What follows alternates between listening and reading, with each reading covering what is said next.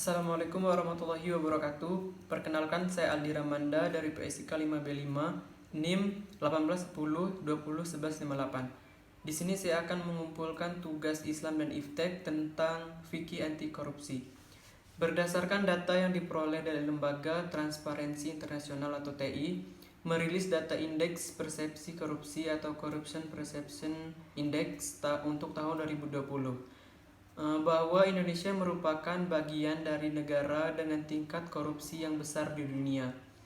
Dalam laporannya, Indonesia menempati peringkat ke-85 dari 180 negara dengan skor CPI 3,68, menurun sebesar 0,12 poin dibandingkan indeks persepsi tahun 2020 yaitu 3,80.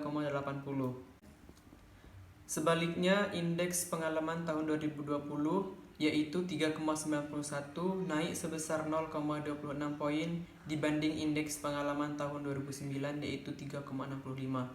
Sedangkan indeks perilaku anti korupsi atau IPAK Indonesia tahun 2020 sebesar 3,84. Pada skala 0 sampai 5, angka ini lebih tinggi dibandingkan capaian tahun 2019 yaitu sebesar 3,70. Nilai indeks semakin mendekati 5 menunjukkan bahwa masyarakat berperilaku semakin anti korupsi. Sebaliknya, nilai IPAK yang semakin mendekati 0 menunjukkan bahwa masyarakat berperilaku semakin permisif terhadap korupsi. Korupsi dan kecurangan atau fraud adalah masalah global yang harus menjadi keprihatinan semua orang. Praktek korupsi dan fraud biasanya sejajar dengan konsep pemerintahan totaliter, diktator yang meletakkan kekuasaan di tangan segelintir orang. Pelanggaran HAM maupun terdapat pada perusahaan yang cenderung memanipulasi laporan keuangan.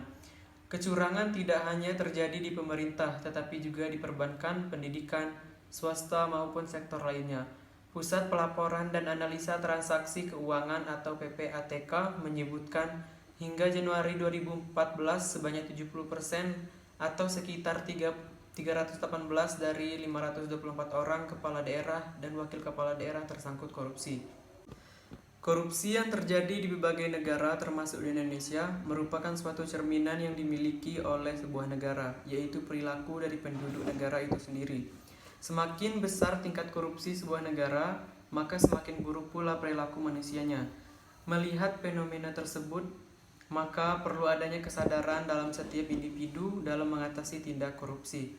Karena korupsi tidak selalu berkaitan dengan uang dengan jumlah besar. Pada awalnya memang kecil, tetapi jika dibiarkan terlalu lama akan berdampak besar dan menjadi kebiasaan buruk pada setiap individu. Untuk strategi edukatif, perguruan tinggi sebagai lembaga pendidikan memiliki peran penting untuk menumbuhkan kesadaran untuk tidak melakukan korupsi. Perguruan tinggi memiliki peran strategis untuk melahirkan para calon intelektual muda yang memiliki paradigma dan orientasi nilai-nilai moral pemberantasan korupsi. Pendidikan merupakan salah satu tonggak kehidupan masyarakat demokratis yang madani. Sudah sepantasnya memiliki andil dalam hal pencegahan korupsi. Salah satu yang bisa menjadi gagasan baik dalam kasus korupsi ini adalah penerapan anti korupsi dalam pendidikan karakter bangsa di Indonesia, khususnya ditujukan bagi mahasiswa, karena pada dasarnya kita adalah agen perubahan bangsa dalam sejarah bangsa. Dengan kemampuan intelektual yang tinggi, jiwa muda yang penuh semangat, dan idealisme yang murni, telah terbukti bahwa mahasiswa selalu mengambil peran penting. Dalam konteks gerakan anti korupsi, mahasiswa juga diharapkan dapat tampil di depan menjadi motor penggerak.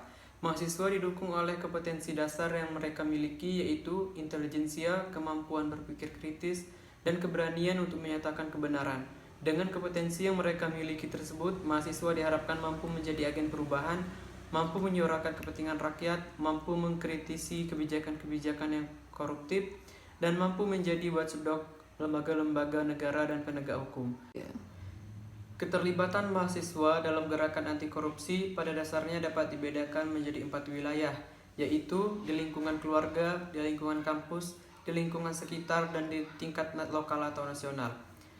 Di lingkung keluarga dipercaya dapat menjadi tolak ukur yang pertama dan utama bagi mahasiswa untuk menguji apakah proses internalisasi anti korupsi di dalam diri mereka sudah terjadi.